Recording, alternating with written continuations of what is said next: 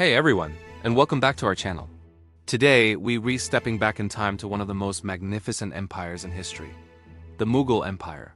We're going to dive deep into a story of power, rebellion, love, and tragedy. It's the story of a prince born to inherit a golden age, but whose own passions nearly tore it all apart. This is the incredible tale of Prince Saleem, the man who would one day become the Emperor Jahangir. Picture this, the late 16th century. The Mughal Empire is at its absolute zenith under the rule of the legendary Emperor Akbar the Great. Akbar is a visionary and military genius, a patron of the arts, and a philosopher who preached religious tolerance. His court is a dazzling center of culture, wealth, and power, the envy of the world. After years of praying for a male heir, his prayers are answered with the birth of his first surviving son, Saleem. Named in honor of the Sufi saint Sheikh Saleem Chishti, who had blessed the emperor, this prince was seen as a gift from God. No expense was spared on his education. He was taught by the finest tutors in the land, learning everything from Persian literature and poetry to the arts of war and governance. He was destined for greatness, the cherished successor to a father who had built an empire. But as Saleem grew from a boy into a man, a shadow began to fall over this perfect picture. The relationship between a powerful father and his heir is often complicated, and this was no exception. Akbar, the disciplined and visionary emperor, saw his son developing a taste for the finer and sometimes darker things in life. Saleem loved luxury, art, and poetry, but he also developed a deep and troubling addiction to wine and opium. This was a source of constant worry and disappointment for Akbar, who valued discipline and moderation above all. The prince, on the other hand, felt stifled. He was in his 30s, a capable man in his own right, but still living in the immense shadow of his father. He grew impatient, feeling that his time to rule was long overdue. The grand court that was supposed to be his inheritance started to feel like a gilded cage. This growing tension between father and son set the stage for a rebellion that would shake the very foundations of the Mughal Empire. While the political tensions simmered, another drama was unfolding within the palace walls, one that has been immortalized in legend, song, and film. This is the story of Saleem and Anarkali. Anarkali, whose name means pomegranate blossom, was said to be a dancer of breathtaking beauty in the imperial court. The young prince was completely captivated by her. Their love was passionate, but it was also forbidden. In the rigid hierarchy of the Mughal court, a relationship between the heir to the throne and a court dancer was scandalous. According to the popular legend, when Emperor Akbar discovered their affair, he was furious. He saw it as a disgrace to the royal family and a distraction for his son. The story goes that he ordered Anarkali to be buried alive in a brick wall as a punishment. Saleem, heartbroken and enraged, was powerless to stop it. Now, historians debate whether Anarkali was a real person or a romanticized myth. There's no concrete historical evidence of her existence from contemporary Mughal sources.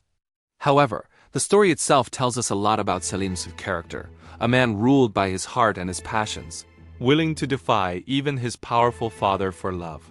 Real or not, the legend of Anarkali has become an inseparable part of Saleem's identity.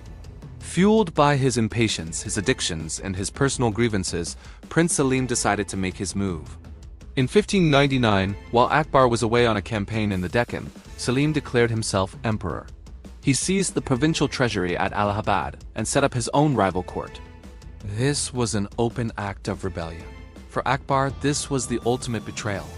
The son he had prayed for was now trying to usurp his throne. What followed was a painful and protracted conflict, not of large-scale battles, but of political maneuvering and tense negotiations.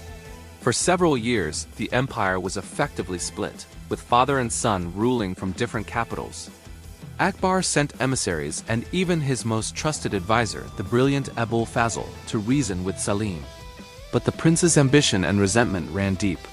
In a truly shocking move that cemented his rebellion, Saleem arranged for Abul Fazl to be assassinated in 1602. This was a devastating blow to Akbar, both personally and politically. Abul Fazl was not just his advisor. He was his close friend and the chronicler of his reign. The murder of such a prominent figure showed just how far Saleem was willing to go. The rebellion and the murder of Abul Fazl created a deep rift that seemed impossible to heal. Yet, the ties of family, especially in a dynasty, are complex. Akbar's other sons had died young, leaving Saleem as the only viable heir. The powerful women of the imperial harem, including Saleem's grandmother, Hamida Banu Begum, and his stepmother, Salima Sultan Begum, worked tirelessly behind the scenes to broker a reconciliation. They knew a continued civil war would destroy the empire. Finally, in 1604, a fragile peace was negotiated. A humbled Saleem returned to the imperial court at Agra. He was publicly admonished by his father but ultimately forgiven. It was a tense reunion, filled with unspoken grief and resentment, but it was necessary for the stability of the realm. A year later, in 1605, the great Emperor Akbar died.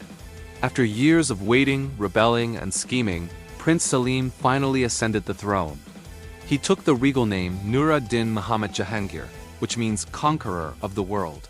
As Emperor Jahangir, he inherited a stable and prosperous empire, a testament to his father's long and successful reign. And in many ways, Jahangir proved to be a worthy successor. He was a great patron of the arts, especially painting. Under his rule, Mughal miniature painting reached its absolute peak, known for its incredible realism and detail.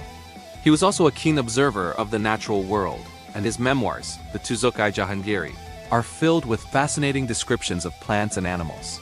He continued his father's policy of religious tolerance and saw himself as a just ruler. He famously installed a chain of justice, a golden chain attached to a bell outside his palace, so that any citizen, no matter how poor, could ring it to seek justice directly from the emperor. This showed his desire to be seen as a fair and accessible monarch. However, the emperor's personal life was just as dramatic as his time as a prince. While his addictions to wine and opium continued, his reign became increasingly influenced by his powerful and intelligent wife, Mara Nisa, whom he gave the title Nur Jahan, or Light of the World. Nur Jahan was no ordinary queen. She was a brilliant political strategist and an astute administrator. As Jahangir's health declined due to his addictions, Nur Jahan effectively became the co-ruler of the empire. She issued royal orders, had coins struck in her name, and controlled all major appointments at court. She formed a powerful political faction, known as the junta, which included her father and her brother. This concentration of power in her hands caused resentment among other nobles, including Jahangir's own son, Prince Khurram, the future Shah Jahan. History was repeating itself. Just as Jahangir had rebelled against his father, his own son now rose in rebellion against him, partly due to the influence of Nur Jahan. The final years of Jahangir's reign were marred by these family conflicts, political intrigue, and his own failing health. The once rebellious prince was now an aging emperor trying to hold his fragmenting family together. In 1627, while returning from Kashmir, Jahangir died. His life was a whirlwind of contradictions. He was a sensitive art lover and a ruthless political operator, a devoted son who rebelled against his father, a lover of justice who was plagued by personal demons. His reign was a bridge between the architectural and administrative genius of his father, Akbar, and the architectural splendors of his son, Shah Jahan, who would go on to build the Taj Mahal. The story of Prince Saleem, or Emperor Jahangir, is a powerful reminder that history is not just about empires and battles. It's about people, their passions, their flaws, their triumphs, and their tragedies. It's a human story that continues to fascinate us centuries later. Thank you so much for joining me on this journey into the Mughal court. If you found this story as fascinating as I do, please hit that like button, and don't forget to subscribe for more deep dives into history. Let me know in the comments which historical figure you'd like to see covered next. Until then, stay curious.